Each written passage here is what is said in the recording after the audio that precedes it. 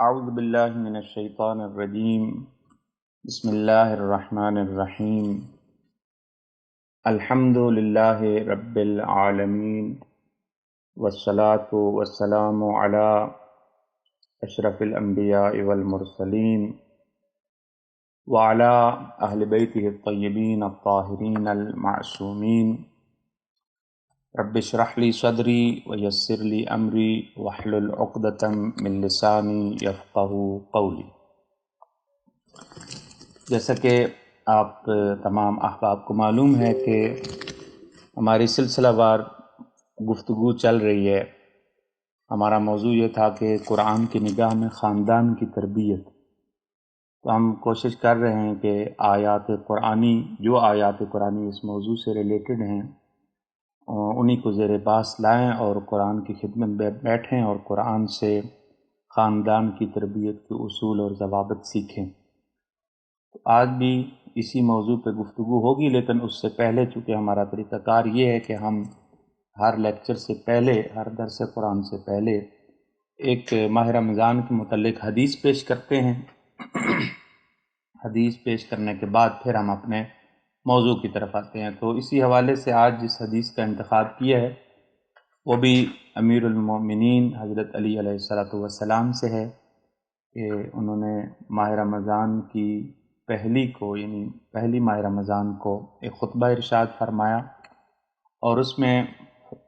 ارشاد فرماتے ہیں ایھا الصائم، اے روزہ دار۔ یہ خطبہ پیچھے سے چل رہا ہے، اس کے چند پیراگراف میں پہلے بھی عرض کر چکا ہوں آپ کی خدمت میں۔ آج یہ ایک پیراگراف ہے جس کو میں بیان کرنا چاہوں گا کہ ایھا الصائم، مولا فرماتے ہیں اے روزہ دار، ان طردت عن باب ملیکک فأی باب تقصد، اے روزہ دار، اگر تجھے اس باب، یہ جو دروازہ ہے یعنی خداوند متعال کا جو دروازہ ہے، جو تیرے مالک کا دروازہ ہے، اگر تیرے مالک کے دروازے سے تجھے ہٹا دیا گیا، تجھے رد کر دیا گیا، تو پھر وہ کون سا دروازہ ہے جس کا تو ارادہ رکھتا ہے، یا کون سا وہ دروازہ ہے جس کے اوپر تو چاہے گا؟ یعنی مالک خداوند متعال کا یہ جو دروازہ ہے، اگر چھڑوا دیا گیا تجھ سے، تو پھر کس دروازے پہ جاؤ گے اور کس دروازے پہ جا کر اپنی حاجات پیش کرو گے؟ پھر فرمایا وَإِنْ حَرَمَكَ رَبُّكَ فَمَنْ ذَا الَّذِي يَرْزُقُكَ، مولا فرماتے ہیں کہ اگر تیرے رب نے تجھے محروم کر دیا تو پھر کون ہے جو تجھے رزق دے؟ اور پھر فرمایا وَإِنْ أَهَانَكَ فَمَنْ ذَا الَّذِي يُكْرِمُكَ، اگر خداوند متعال نے تجھے ذلیل کر دیا، خوار کر دیا، رسوا کر دیا، تو کون ہے جو تجھے عزت عطا کرے؟ کون ہے جو تیرا اکرام کرے؟ وَإِنْ أَذَلَّكَ فَمَنْ ذَا الَّذِي يُعِزُّكَ، اور پھر فرمایا کہ اگر خداوند متعال تجھے ذلیل کر دے تو کون ہے جو تجھے عزت عطا کرے؟ وَإِنْ خَذَلَكَ فَمَنْ ذَا الَّذِي يَنْصُرُكَ، اور اللہ نے اگر تجھے چھوڑ دیا، اللہ نے تیری مدد کرنا چھوڑ دی،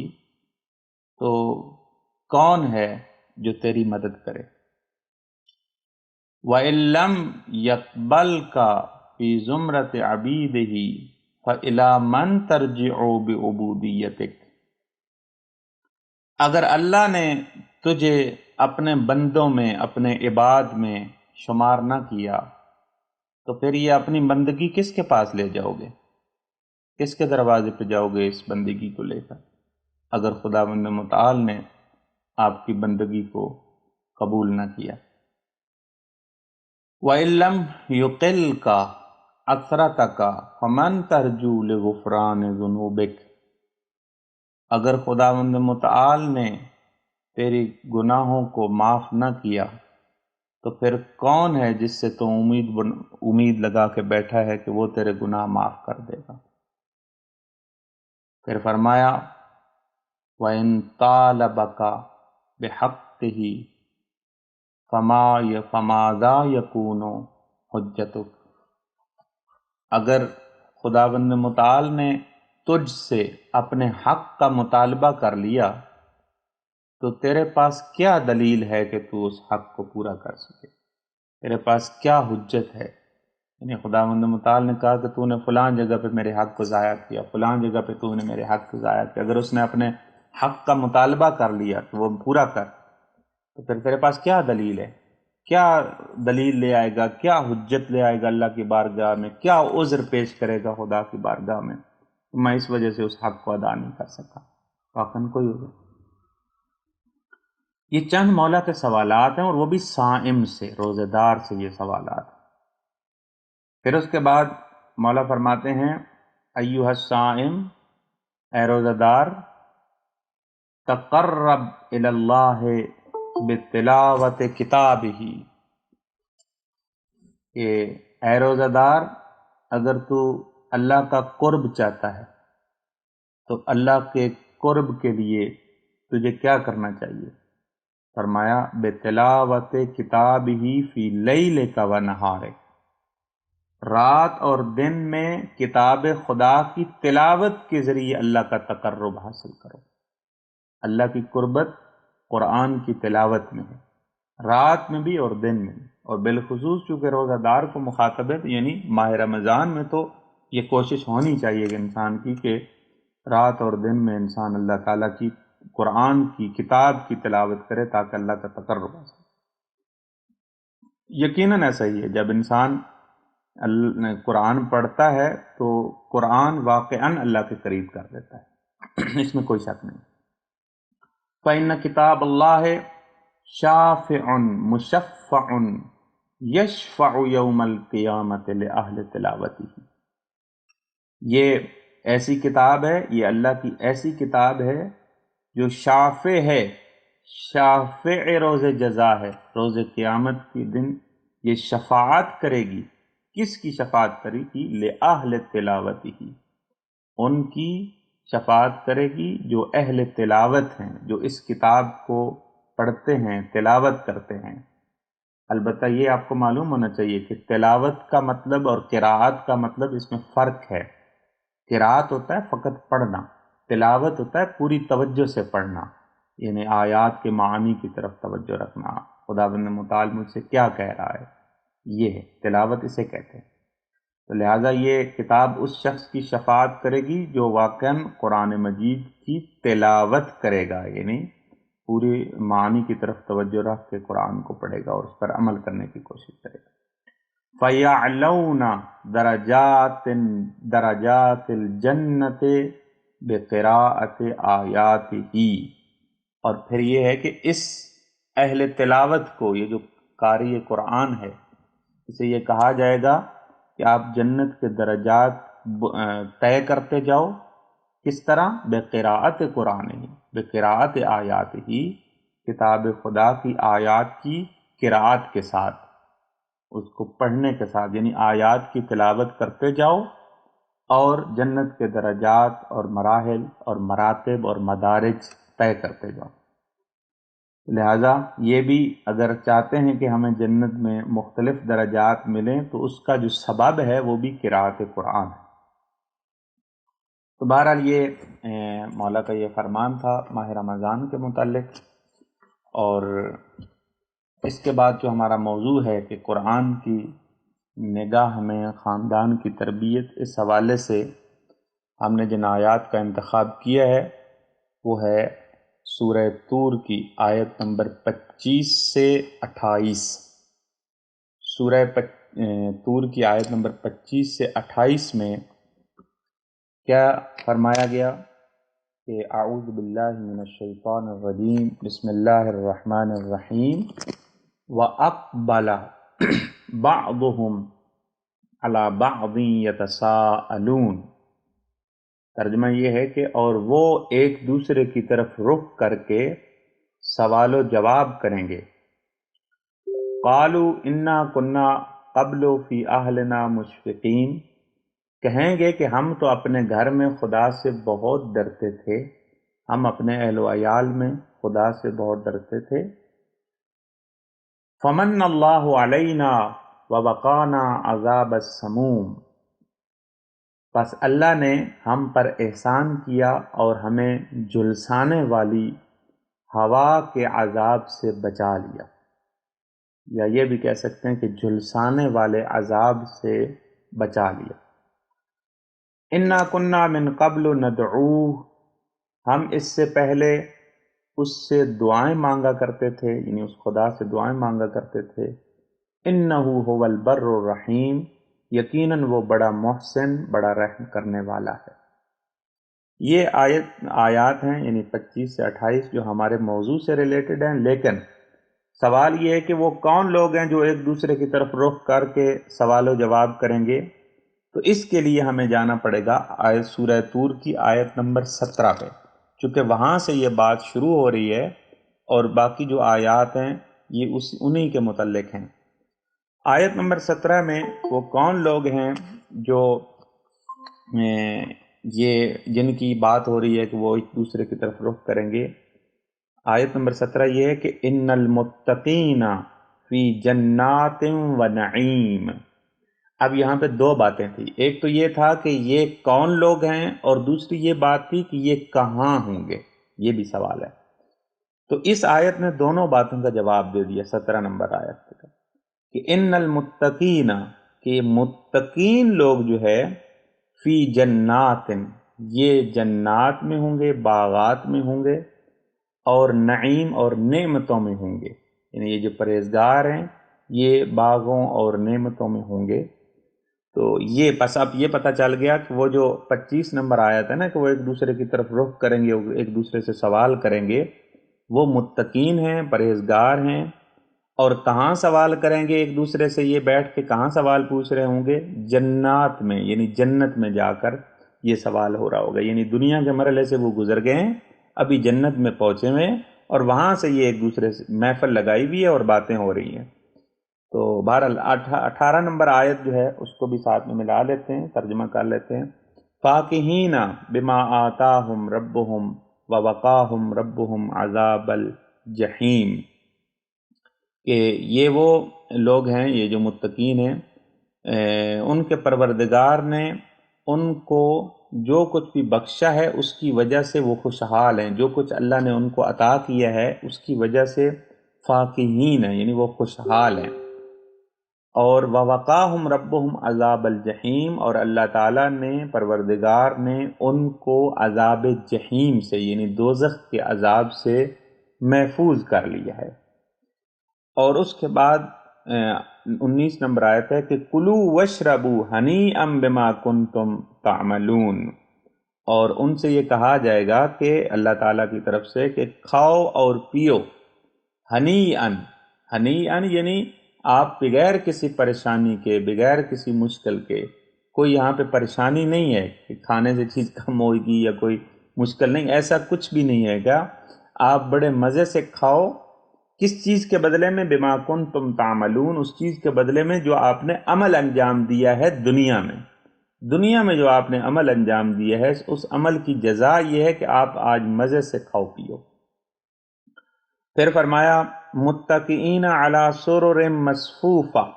وزوجناہم بحور عین۔ پھر اس کے بعد فرماتے ہیں، یہ آیت نمبر 20 ہے، آیت نمبر 20 میں یہ ہے کہ یہ برابر میں ایک تکیے لگائے بیٹھے ہوں گے، ان تکیوں کے اوپر یہ لوگ بیٹھے ہوئے ہوں گے، متکئین علی سرر مصفوفہ، یعنی ایک دوسرے کے برابر میں بچھے ہوئے تختے ہیں، تو ان کے اوپر تکیے لگے ہوئے ہیں اور وہاں پہ یہ بیٹھے ہوئے ہیں۔ اور پھر کیا ہوا؟ وَزَوَّجْنَاهُمْ بِحُورٍ عِین، خداوند متعال فرماتا ہے کہ ہم ان کی ازدواج کریں گے، ان کی شادی کریں گے حور عین کے ساتھ، کشادہ چشم والی حوروں کے ساتھ جو ہے ان کی شادی کی جائے گی، یہ متقی لوگ جو ہیں۔ پھر فرمایا 21 نمبر آیت کہ والذین آمنوا واتبعتہم ذریتہم بایمان الحقنا بہم ذریتہم، فرماتا ہے کہ اور جو لوگ ایمان لائے اور ان کی اولاد نے بھی ایمان میں ان کی اتباع کی، ان کی پیروی کی، یعنی خود بھی وہ ایمان لے آئے اور پھر ان کی ذریت نے، ان کی اولاد نے بھی ان کی پیروی کی، اتباع کی، تو پھر کیا ہوگا، ہم ان کی ذریت کو بھی انہی سے ملا دیں گے. یعنی جنت میں اگر ہماری نیک اولاد ہے، ہم جنت میں پہنچے ہوئے ہیں، تو ہماری نیک اولاد کو بھی اللہ تعالیٰ جو ہے وہ جنت میں ہمارے پاس پہنچا دے گا. یہ قرآن کی آیت بیان کر رہی ہے. یعنی بعض لوگ سوال کرتے ہیں نا بھائی، قیامت والے دن ہم لوگ آپس میں ملیں گے نہیں ملیں گے، کیا ہوگا وہاں، صورتحال کیا ہوگی جنت میں، جو ہے مختلف مدارج اور وہ ہیں مراتب ہیں، تو کیا ہم جنت میں ایک دوسرے سے ملیں گے یا نہیں ملیں گے؟ یہ آیت کہہ رہی ہے کہ اگر آپ پرہیزگار ہیں، متقی ہیں، اور آپ کی اولاد بھی اسی طرح ہے، تو آپ کی اولاد کو آپ سے ملا دیا جائے گا وہاں پہ. اور پھر فرمایا کہ وما التناہم، اس کے بعد جو آیت کا حصہ تھا کہ وما التناہم من عملہم من شیء، کہ اور کسی کے عمل میں سے ذرہ برابر بھی کم نہیں کریں گے. یعنی ایسا نہیں ہے کہ مطلب وہ متقین کے کچھ عمل کو لے لیں گے یا ان کی جو ذریت ہے اس میں سے کسی کا نیک عمل نہیں، ایسا کچھ نہیں ہے. ممکن ہے کسی کے ذہن میں یہ ہو کہ ہمارے اعمال اٹھا کر ان ذریت کو دیے جائیں گے اور ذریت اور اولاد کو پھر جو ہے ہمارے مرتبے تک لا کر پھر ہم سے ان کو ملایا جائے گا. نہیں، ایسا نہیں ہے. اللہ تعالیٰ اپنے لطف و کرم سے جو ہے اس اولاد کو بھی جو ہے وہ آپ کے ساتھ ملا دے گا، آپ کے اعمال میں کمی نہیں کی جائے گی. اور پھر فرمایا کل امرئ بما کسب رہین، ہر شخص اپنے اعمال کا ذمہ دار ہے، اپنے اعمال کا ذمہ دار ہے ہر شخص. تو پھر فرمایا وَأَمْدَدْنَاهُمْ بِفَاكِهَةٍ وَلَحْمٍ مِّمَّا يَشْتَهُونَ، اور ہم جس طرح کے میوے یا گوشت وہ چاہیں گے اس سے بڑھ کر ان کی امداد کریں گے. یعنی ہم ان کی مدد کریں گے، امداد کریں گے، کس چیز کے ساتھ؟ بفاقہۃ، یعنی اس کے ساتھ فروٹ کے ساتھ، ولحم، اور گوشت کے ساتھ، مما یشتہون، جو وہ چاہیں گے، جس کا وہ اشتہا کریں گے، جس کو وہ چاہیں گے ہم ان کو وہ دے دیں گے. پھر فرمایا یتنازعون فیہا کأسا، یہ آپس میں جام شراب پر جھگڑیں گے. شراب طہور کی بات ہو رہی ہے قیامت میں، ظاہر جنت میں شراب طہور ملے گی تو آپس میں جھگڑیں گے. البتہ یہاں ظاہر ہے خود آیت بھی وضاحت کر رہی ہے اور مفسرین میں لکھا ہے یہاں جھگڑنے سے مراد یہ نہیں کہ ایک دوسرے لڑائی کریں گے وہاں پہ. بعض یا مفسرین نے ایسے مثال دی ہے کہ جیسے جب شادی کی رات ہوتی ہے نا، تو بعض بچے جو ہیں وہ ایک دوسرے کے ساتھ، جوان بڑے خوش ہوتے ہیں تو وہ کچھ نہ کچھ آپس میں جھگڑ رہے ہوتے ہیں، تو اس میں حقیقت میں ایک خوشی سی ہوتی ہے اور اس خوشی کے ماحول میں ایک دوسرے سے وہ جھگڑ رہے ہوتے ہیں. تو یہاں پہ بھی اسی طرح سے جنت میں بھی وہی ماحول ہوگا کہ یہ ایک دوسرے سے جھگڑ رہے ہوں گے اس جام شراب کے اوپر. لیکن خود بھی فرمایا کہ لا لغو فیہا ولا تأثیم، نہ یہ کہ وہاں پہ کوئی بیہودہ گفتگو کریں گے، کوئی لغویت، کوئی بیہودہ نہیں، بیہودگی نہیں ہوگی، اور نہ ہی وہاں پہ کوئی گناہ ہوگا، بالکل کوئی اس چیز کا تصور نہیں ہے. اور پھر فرمایا کہ وَيَطُوفُ عَلَيْهِمْ غِلْمَانٌ لَهُمْ كَأَنَّهُمْ لُؤْلُؤٌ مَّكْنُونٌ، اور ان کے گرد وہ نوجوان لڑکے چکر لگاتے ہوں گے جو پوشیدہ اور ایسا لگتا ہے کہ جیسے موتیوں میں چھپائے گئے ہیں، اس طرح وہ حسین اور جمیل ہوں گے. وہ جو لڑکے ہیں، وہ جو غلمان ہیں، ان کے ارد گرد وہ چکر لگا رہے ہوں گے. مطلب وہ یہ ہے کہ خدمت میں حاضر ہیں کہ ہاں بھئی آپ سردار ہیں، سردار صاحب، شاہ صاحب، آپ حکم فرمائیں، ہم آپ کی خدمت کے لیے حاضر ہیں. یہ وہاں پہ غلمان، اور غلمان کی صفت یہ بیان کی کہ وہ اس طرح ہوں گے جیسے لؤلؤ ہیں، لؤلؤ ہیں یعنی موتی ہیں، اور ایسے موتی جو چھپائے گئے ہوں. پہلی دفعہ جب کسی موتی کو نکالا جاتا ہے، چھپا ہوا موتی، تو بہت وہ خوبصورت ہوتا ہے. تو اس طرح کے غلمان جو ہیں وہ ادھر طواف کر رہے ہوں گے، آپ کے گرد چکر لگا رہے ہوں گے. تو یہ آپ لوگوں کے بارے میں بات ہو رہی ہے. پھر آپ لوگ کیا ہوگے وہاں جنت میں بیٹھ کے، وَأَقْبَلَ بَعْضُهُمْ عَلَى بَعْضٍ، اب یہ انہی کی بات ہو رہی ہے کہ وہی متقین جو ہے وہ ایک دوسرے کے سامنے بیٹھ کے یتساءلون، ایک دوسرے سے سوال کر رہے ہوں گے. اب میں نے ان چونکہ 25 سے 28 نمبر آیات کا ترجمہ کر دیا تھا تو پھر میں ترجمہ نہیں کرتا. اب ایک ایک لفظ کا، چونکہ جو ہمارا طریقہ کار ہے اس کے مطابق ہم چلیں گے کہ ایک ایک لفظ کا معنی بیان کریں گے عربی ڈکشنری سے، اور پھر اس کے اندر جو دقت ہے اس کو، قرآن کی جو دقت ہے اس کو سمجھنے کی کوشش کریں گے. کہ اقبالہ، یہ اقبال سے ہے. آپ نے یہ جو نام اقبال بھی ہمارے یہاں رکھا جاتا ہے، اقبال، اقبالہ، اس کا مطلب ہوتا ہے سامنے کی طرف توجہ کرنا. اقبالہ یہ جو تھا نا، اس کا مطلب ہوتا ہے قبل، بھی اسی سے ہوتا ہے. دوبر پچھلے حصے کو کہا جاتا ہے، قبل سامنے والے حصے کو کہا جاتا ہے. تو اقبال یہ اسی سے ہے کہ سامنے کی طرف توجہ کرنا، اس کو کہتے ہیں یعنی اقبال. اور یہ جنتی لوگ جو ہیں یہ سامنے کی طرف توجہ کیے ہوئے ہوں گے. سامنے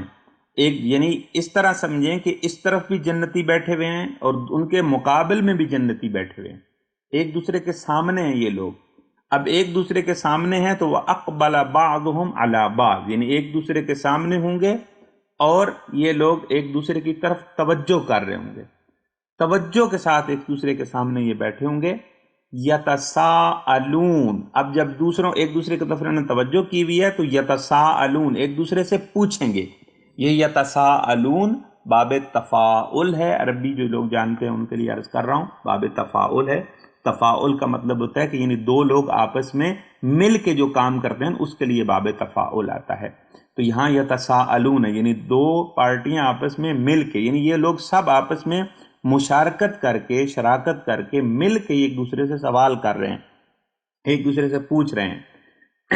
اب یہاں پہ آگے آیت تو کہہ رہی ہے کہ ان قالوا انا کنا قبل فی اہلنا مشفقین، وہ جواب میں کہہ رہے ہیں۔ اب یہاں پہ سوال ہو رہا ہے اس آیت میں، اگلی آیت میں انہوں نے کہا کہ ایک دوسرے سے وہ سوال کریں گے، پھر اگلی آیت کہہ رہی ہے کہ وہ کہیں گے کہ ہم اپنے اہل و عیال میں مشفق تھے، ڈرتے تھے۔ تو یہاں پہ سوال ایک ایجاد ہوتا ہے کہ یہ جو آپس میں یہ لوگ بیٹھیں گے وہ سوال کیا کریں گے ایک دوسرے سے، یہاں اس کی تو بات نہیں ہوئی، آیت نے بیان نہیں کیا کہ وہ سوال کیا ہے۔ تو سوال یہی ہے کہ جس طریقے سے آگے بھی ہم ابھی ذکر کریں گے کہ یہ جنتی بعض اوقات ایک مکالمہ ہے جنتی اور جہنمی لوگوں کا، وہ بھی آج انشاءاللہ اس کو بھی ڈسکس کریں گے، وہ ایک دوسری سورہ میں، سورہ مدثر میں۔ تو وہاں پہ جنتی لوگ جو ہے وہ جہنمیوں سے پوچھتے ہیں کہ ما سلککم فی سقر، کہ آپ کو کس چیز نے آپ کو اس جہنم میں پھینک دیا ہے، وجہ کیا بنی ہے کہ آپ لوگ جہنم میں آئے ہو۔ تو یہاں پہ بھی یہ لوگ یتساءلون، مفسرین نے یہ کہا ہے کہ یہ جو یہاں پہ سوال نہیں لکھا گیا نا، وہ آیت کے اندر سوال نہیں آیا کہ وہ دوسرے سوال کیا کرے، لیکن جواب ذکر ہوا ہے۔ جواب یہ ہوا ہے کہ قالوا انا کنا قبل فی اہلنا مشفقین، ہم دنیا میں اپنے اہل و عیال میں مشفق تھے۔ لیکن یہاں پہ سوال نہیں آیا کہ ایک دوسرے سے سوال کیا، سوال یہی ہے کہ جیسے وہاں پہ وہ جنتی لوگ جہنمی سے پوچھتے ہیں نا، بھائی آپ لوگوں کو کیا وجہ ہوئی کہ آپ جہنم کے حقدار ٹھہرے یا آپ جہنم میں آئے، تو یہاں پہ بھی یہ سوال جنتی ایک دوسرے سے پوچھ رہے ہیں، جنت میں بیٹھے ہوئے ہیں ایک دوسرے کے برابر میں، صوفے لگائے ہوئے ہیں، تکیے لگائے ہوئے ہیں، بڑے آرام سے کھا پی رہے ہیں، گوشت آ رہا ہے، ارد گرد وہ حور و غلمان بھی بیٹھے ہوئے ہیں، ارد گرد وہ جو غلمان ہیں، غلام ہیں، وہ بھی چکر لگا رہے ہیں، نوجوان لڑکے، اور یہ پھر ایک دوسرے سے جو ہے وہ جام شراب بھی چل رہا ہے وہاں پہ، اور یہ ایک دوسرے سے سوال کر رہے ہیں کہ بھائی کیا وجہ بنی کہ آپ لوگ جنت میں آئے، شاہ صاحب کیا وجہ ہوئی کہ آپ لوگ ماشاءاللہ جنت میں پہنچ گئے، کیا وجہ کیا ہوئی کہ آپ جنت میں تشریف لائے۔ تو یہ اس وجہ، اس سوال کا جواب دے رہے ہیں کہ قالو، یہ سب مل کے کہیں گے انا کنا قبل فی اہلنا مشفقین، کہ ہم اس سے پہلے اپنے خاندان کی نسبت، یعنی اپنے خاندان کے متعلق، اپنے اہل و عیال کے متعلق ہم مشفق تھے۔ اب یہ بعد میں بیان ہوگا کہ مشفق کا کیا معنی ہے، ادھر لکھا ہوا ہے یعنی ہم ڈرتے تھے، اب دقیق معنی بیان کریں گے کہ مشفق کا کیا معنی ہے۔ بس یہ دیکھیں جنت میں جانے کا ایک سبب جو بنا وہ یہ ہے کہ یہ اپنے خاندان کے متعلق پریشان تھے، مشفق تھے۔ اچھا، اب یہ آیت وہ کہہ رہی ہے، اب یہاں پہ دو چیزیں اس آیت میں، کچھ چیزیں ہیں اس آیت میں توجہ کیجیے گا۔ قالو، ایک تو وہ سارے کہیں گے، یعنی سب کا اکٹھا جواب ہے، اگر ادھر سے ایک بندے نے سوال کیا ہے تو چند لوگوں کا اکٹھا جواب ہے کہ وہ کہہ رہے ہیں، اور قرآن نے اس کو کوٹ کیا ہے، اس میں قرآن میں اللہ تعالیٰ نے اس قرآن میں اس جواب کو کوٹ کیا کہ قالو، وہ سب کہیں گے، ایک کا جواب نہیں، یہ نہیں کہا کہ قالا ایک شخص کہے گا کہ یہ ہوا، نہیں، قالو کہا ہے، یعنی وہ سب کہیں گے، اس کا مطلب ہے یعنی بہت سارے لوگ، بلکہ یہ کہیں کہ سب نہیں کہا، سب کہہ رہے، کیا کہہ رہے ہیں، انا کننا، یہ جو انا ہے نا، انا یہ تاکید کے لیے آتا ہے، جب اپنی بات کو یقینی بنانا ہو سامنے والے کے لیے کہ بھائی اس میں کوئی شک و شبے والی بات نہیں ہے، یہ پکی بات ہے، تو اس کے لیے عربی میں لفظ انا لگایا جاتا ہے۔ مثلا اگر کہنا ہو نا، ایک شخص کہتا ہے، میں عربی کی مثال دیتا ہوں، زید قائم، زید کھڑا ہے، بات تو ہوگی زید کھڑا ہے، لیکن اگر کوئی یہ کہنا چاہتا ہے نا بھائی پکی بات ہے کہ زید کھڑا ہے، اس میں کوئی شک والی بات نہیں ہے، تو وہ کہتا ہے ان زیدن قائم، کہ واقعاً زید کھڑا ہے۔ تو یہاں پہ بھی یہ انا لگایا ہے آیت میں کہ انا یقیناً، اس میں کوئی شک والی بات نہیں ہے، یقیناً یہ پکی بات ہے، اب تاکید لگائی ہے۔ پھر کہا ہے کہ انا کننا، یقیناً ہم تھے۔ اب یہاں جو ہم تھے نا، یہ دنیا کی بات ہو رہی ہے، یہ ہم تھے انا کننا سے مفسرین نے کہا ہے کہ یہ مطلب نہیں ہے کہ یعنی ایک دن کا مسئلہ تھا، 2 دن کی بات تھی، نہیں، ہمیشہ کے لیے ان کی یہ روش، ان کا یہ طریقہ کار تھا کہ ہمیشہ کے لیے یہ لوگ کیا کرتے تھے، یہ ہمیشہ اپنے خاندان کے متعلق مشفق تھے، ہمیشہ اپنے خاندان کے متعلق مشفق تھے، ایک دن کی یا 2 دن کی بات نہیں ہو رہی۔ اچھا، پھر فرمایا قبلو یعنی اس سے پہلے، اس سے مراد چونکہ ابھی وہ جنت میں بیٹھے ہوئے ہیں اور وہ اس سے پہلے کی بات کر رہے ہیں، مراد یہ یعنی ہم دنیا میں اس طرح سے، اس جنت سے پہلے، اس عالم سے پہلے یعنی دنیا والے عالم میں ہماری یہ روش، ہماری یہ طریقہ کار یہ تھا کہ ہم اپنے اہل و عیال کے متعلق جو ہے وہ مشفق تھے۔ اور اس کے بعد لفظ ہے، اب یہاں تک ہم نے انا کا بھی بیان کر دیا، کننا بھی بیان کر دیا کہ انا تاکید کے لیے ہے، انا کننا جو ہے یہ ہمیشہ والے معنی پہ دلالت کر رہا ہے کہ ہمیشہ ہمارے یہ طریقہ کار تھا، ہمیشہ ہم مشفق تھے۔ قبل کی وضاحت کر دی کہ قبل سے مراد یہ ہے کہ یعنی اس سے پہلے، مطلب اس سے پہلے ہم دنیا میں ایسے تھے۔ فی اہلنا مشفقین، فی اہلنا سے مراد پھر وہی بات آ جائے گی، یہاں پہ لفظ اہل آیا ہے۔ اہل جو ہے اس کی پہلے ہم وضاحت کر چکے ہیں کہ یہاں اہل سے مراد تمام وہ افراد ہیں جو ان جنتیوں سے تعلق رکھتے تھے، یعنی حتیٰ ان کے دوست احباب، حتیٰ اس طرح جو باقی جو ان کی رعایا تھی، جو ان کی بات جہاں پہ سنی جاتی تھی، یہ سبھی کی بات ہو رہی ہے، لیکن بالخصوص اہل و عیال، بالخصوص ان کا خانوادہ، ان کی فیملی، ان کے لیے تو یقینی بات ہے کہ یہ اہل کا کلمہ ان کو شامل ہے۔ اچھا، فی اہلنا مشفقین، مشفقین کا کیا معنی ہے؟ یہاں پہ مشفقین ہے شفق سے، یہ اصل میں مشفق کی جمع ہے، مشفق کہتے ہیں ایک شخص کو مشفق کہتے ہیں اور مشفقین کہتے ہیں زیادہ لوگوں کو۔ مشفقین جمع ہے مشفق کی، اور یہ اشفاق سے نکلا ہے۔ اس کا مطلب ہوتا ہے یعنی ایسی توجہ جس کے جو ڈر اور خوف سے ملی ہوئی ہو، یعنی آپ ایک شخص کی طرف توجہ ہے، آپ پوری توجہ سے ہیں، لیکن آپ کی توجہ کے اندر ایک جو ہے اضطراب ہے، ایک نگرانی ہے، ایک پریشانی ہے، ایک ڈر اور ایک خوف ہے۔ جیسے والدین کو اپنے بچوں کا متعلق ہوتا ہے، بالخصوص مثلا والدہ گھر میں بیٹھی ہے، بچہ گلی میں کھیل رہا ہے،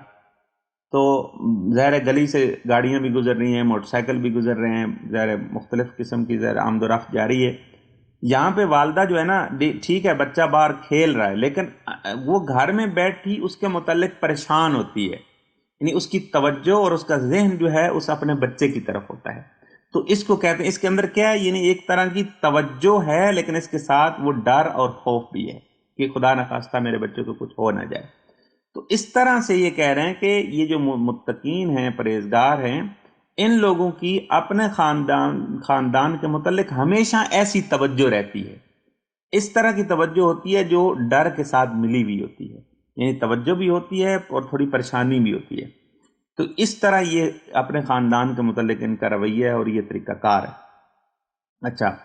پھر یہاں پہ ایک اور بات، یہ تو ہم نے مشفق کا معنی بیان کیا، اس کے بعد ہے فی اہلنا مشفقین، عبارت ہے فی اہلنا مشفقین، حالانکہ اصل میں ایسے ہونا چاہیے تھا مشفقین فی اہلنا، جو ترتیب ہے نا اس کے مطابق عربی کی جو ترتیب ہے اس میں مشفقین فی اہلنا ہونا چاہیے تھا، لیکن فی اہلنا کو مقدم کیا گیا ہے، مشفقین کو بعد میں لایا گیا ہے۔ جیسے وہاں پہ تھا نا اس بار جو دوسری سورہ تحریم کی آیت نمبر 6 تھی، اس میں تھا علیہا ملائکتن، وہاں پہ بھی عرض کیا تھا کہ اصل میں ملائکتن علیہا ہے، لیکن علیہا ملائکتن جو ہے وہاں پہ ایک تاکید تھی اور ایک چیز کی طرف اشارہ تھا، ایک نقطے کی طرف۔ تو یہاں پہ بھی ایک نقطے کی طرف اشارہ ہے کہ فی اہلنا مشفقین، اللہ نے فی اہلنا کو مشفقین سے مقدم اس لیے کیا ہے کیونکہ ان کی خصوصی توجہ ہے، فقط یہ نہیں کہ صرف توجہ ہے، بلکہ اپنے اہل و عیال کی طرف ان جنتی لوگوں کی اب دنیا میں خصوصی توجہ تھی، یہ خصوصی توجہ رکھتے تھے اپنے خاندان کی طرف، اور خصوصی توجہ بھی وہ بھی ڈر کے ساتھ ملی ہوئی۔ اب یہاں پہ ممکن ہے آپ کے ذہن میں سوال پیدا ہو کہ یہ اپنے اہل و عیال کے متعلق کس چیز سے ڈر رہے ہیں؟ ڈرنا کس بات کا ہے؟ کیوں ڈر رہے ہیں؟ یہ جنتی کیوں ہمیشہ اپنے خاندان کے متعلق یہ ڈرتے ہیں؟ تو کس چیز کا خوف ہے؟ تو جواب یہ ہے کہ ہر اس چیز کا خوف ہے ان کو اپنے خاندان کے متعلق جو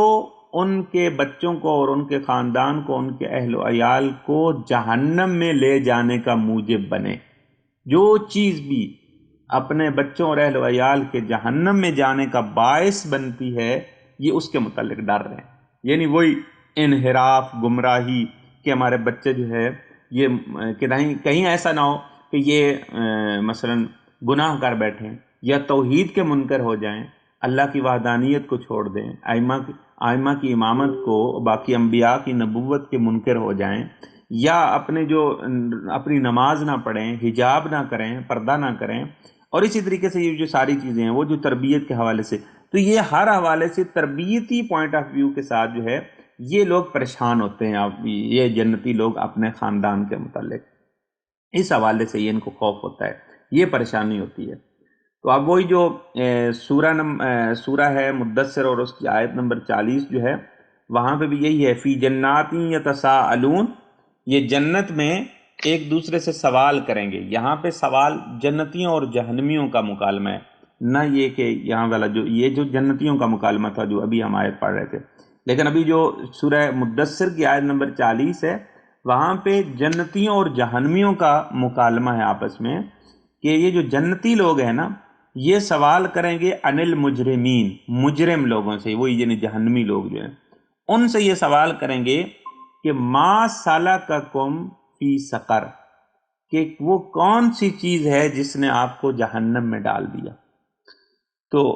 قالو، اب وہ جواب دیں گے کہ ہم کیوں جہنم میں آئے، وہ خود جواب دیں گے۔ اب وہاں پہ دیکھیں جھوٹ بولنے والی تو بات ہی نہیں ہے، جو جہنم میں لوگ کھڑے ہوئے ہیں وہاں پہ جھوٹ والی کوئی بات نہیں، بالکل صحیح کہہ رہے ہیں، اور قرآن نے اس کو نقل کی ہے۔ قرآن نقل کرنے کا مقصد یہی ہے کہ یہ وہ چیزیں ہیں جو جہنم میں جانے کا موجب بنتی ہیں۔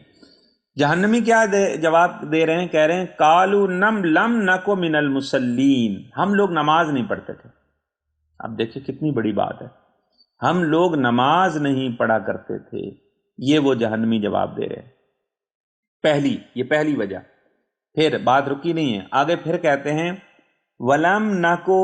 نُطْعِمُ الْمِسْكِينَ، ہم مسکینوں کو کھانا نہیں کھلاتے تھے۔ یہ جو قرآن میں آتا ہے نا اقیم الصلاۃ وآتوا الزکاۃ، کتنی جگہ تکرار ہوا ہے کہ نماز پڑھو اور زکوٰۃ دو، نماز پڑھو زکوٰۃ دو، یعنی بہت جگہ تکرار ہوا ہے۔ تو وہی بات یہاں پہ بھی ہے، پہلے انہوں نے کہا کہ ہم نماز نہیں پڑھتے تھے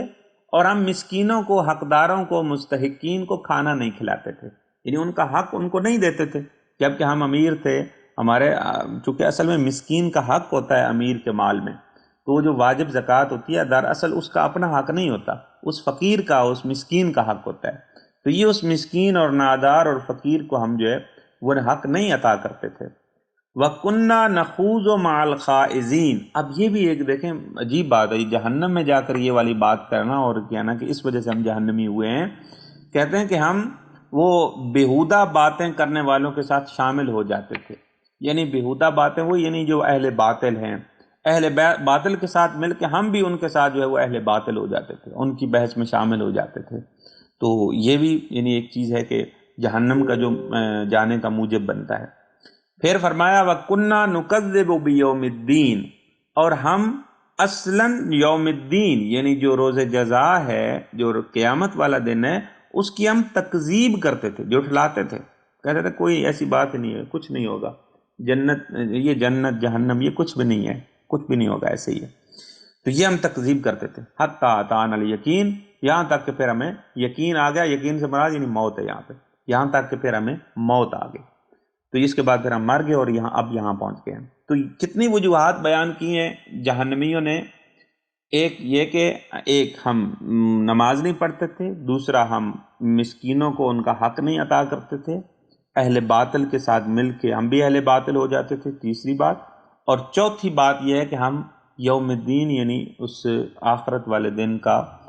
روز قیامت کا انکار کرتے تھے، روز جزا کا انکار کرتے تھے، جہاں پہ سوال و جواب اور جزا دی جنت اور جہنم ملے گی۔ اب یہ چار چیزیں، چار علتیں انہوں نے بیان کی ہیں اپنے جہنم میں جانے کے، اور اسی کو آپ کہہ سکتے ہیں کہ یہ وہ گمراہ کرنے کے اسباب ہیں، گمراہ ہونے کے، یعنی جو چیزیں گمراہ کرتی ہیں، جو انحراف کا شکار کرتی ہیں، جو صراط مستقیم کو انسان کو ہٹاتی ہیں، اس اصلی ٹریک سے ہٹا دیتی ہیں، یہ چار چیزیں ہیں جس کے متعلق جہنمیوں نے اشارہ کیا ہے۔ تو آپ یہ کہہ سکتے ہیں کہ یہ جو متقین ہیں، جو پرہیزگار لوگ ہیں، جو جنت میں ایک دوسرے سے کہہ رہے تھے کہ ہم اپنے خاندان کے متعلق جو ہے وہ پریشان رہتے تھے، ہمیں ڈر ہوتا تھا، ہمیں خوف ہوتا تھا، وہ انہی چیزوں کے متعلق خوف ہوتا تھا کہ ہم یہ کہیں ایسا نہ ہو کہ ہمارے بچے جو ہیں وہ نماز نہ پڑھیں، ہم یا ایسا نہ ہو کہ ہم کھانا نہ کھلائیں فقیروں کو، ہم خود بھی اور ہمارے اہل و عیال بھی، اور ایسے اسی طریقے سے مطلب یعنی زکوٰۃ نہ دیں، اپنے واجبات ادا نہ کریں، کہیں ایسا نہ ہو کہ ہم اہل بیتل کی محفل میں بیٹھ کے ہم بھی اہل باطل اور نعرے لگانے شروع کر دیں، وہ بھی نعرے لگا رہے ہیں، وہ پڑھنے والا ممبر پہ کچھ بھی کہہ رہا ہے اور ہم بس نیچے سے جو نا بغیر سوچے سمجھے نعرے لگائے جا رہے ہیں۔ تو ایسا نہ ہو کہیں کہ ہم اہل باطل کے ساتھ مل کے جو ہے وہ باطل بہودہ گفتگو اور ان کے ساتھ مل جائیں، ان کی محفل کے ساتھ شامل ہو جائیں، اور ایسے ہی کہیں ایسا نہ ہو کہ ہم وہ روز جزا جو ہے اس کا انکار کر دیں اور ہمارے اہل و عیال۔ تو اس حوالے سے یہ وہ اسباب ہیں جو انسان کو گمراہ کرتے ہیں، تو اس حوالے سے یہ متقین جو ہے وہ اپنے خاندان کے متعلق وہ جو ہے پریشان رہتے ہیں۔ تو اگر اس کو آپ عمومی کریں تو وہ ایسا ہی ہے جیسے آیت نمبر سورہ تحریم کی آیت نمبر 6 تھی نا، تو اس میں کہا تھا کہ یہ آپ بچاؤ اپنے آپ کو اور اپنے اہل و عیال کو کس چیز سے؟ نار سے، آگ سے بچاؤ،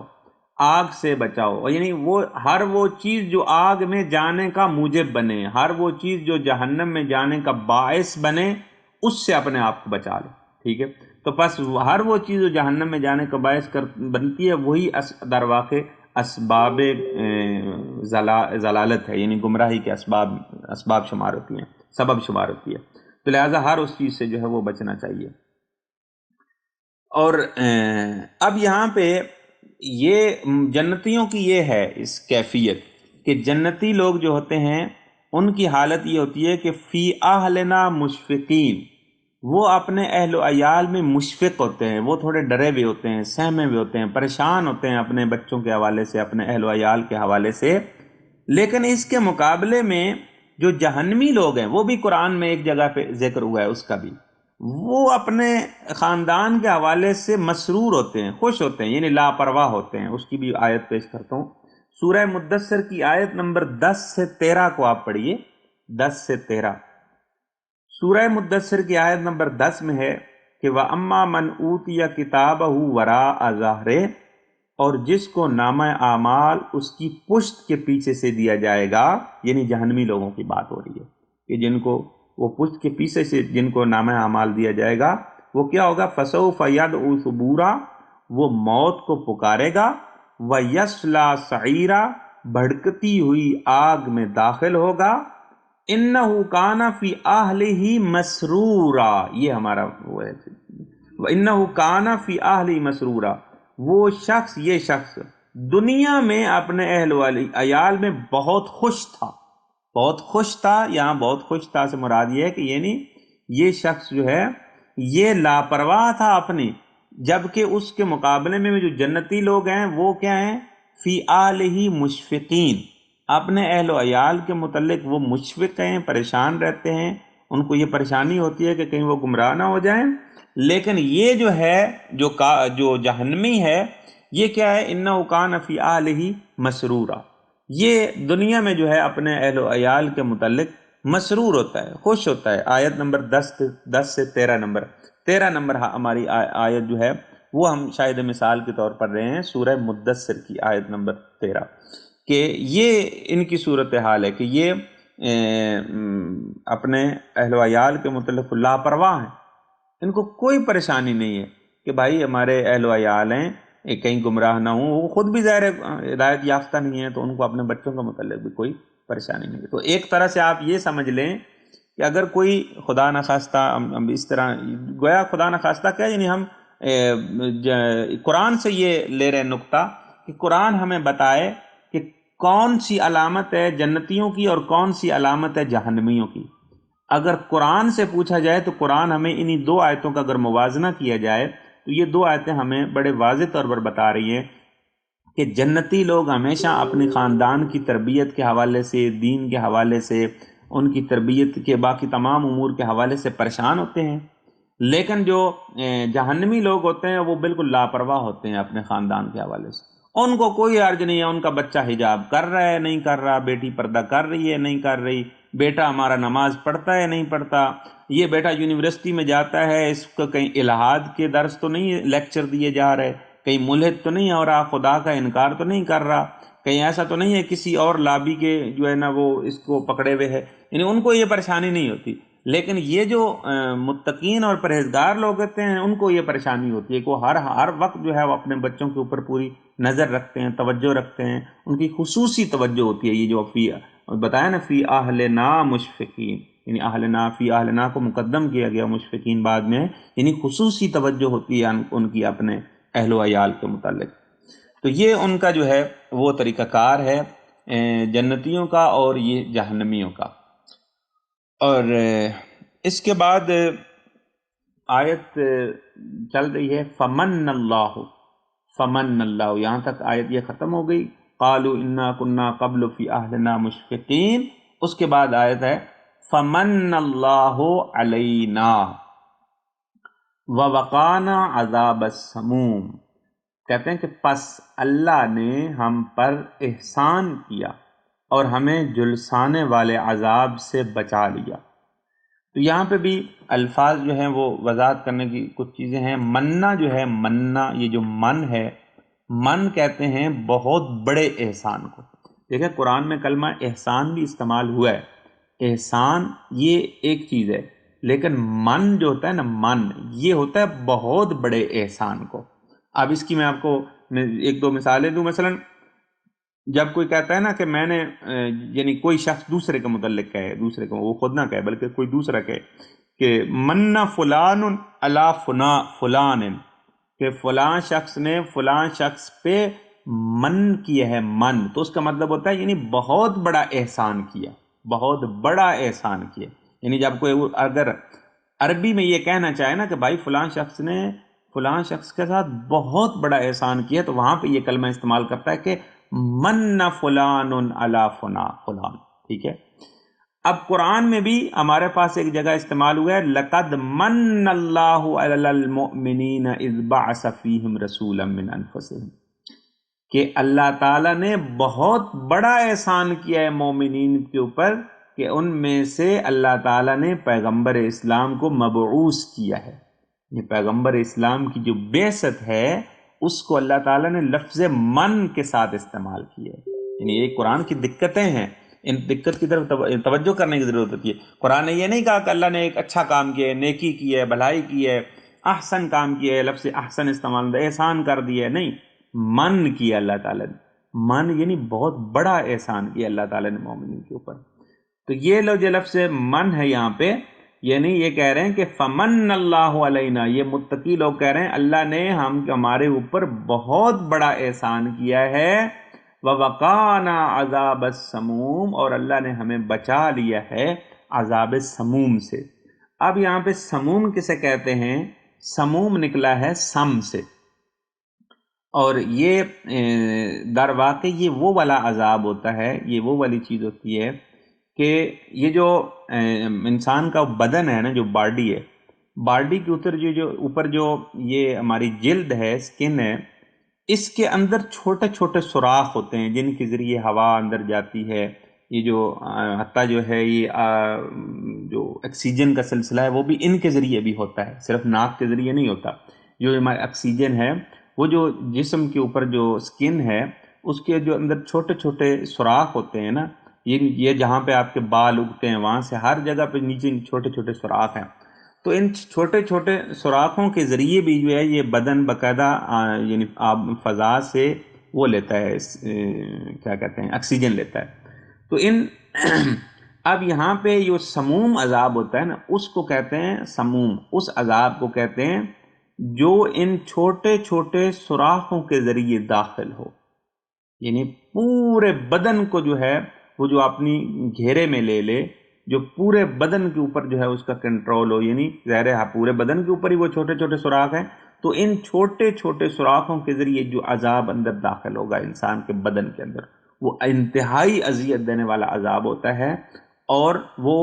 یہاں اب یہ جو سم کو کہا جاتا ہے نا،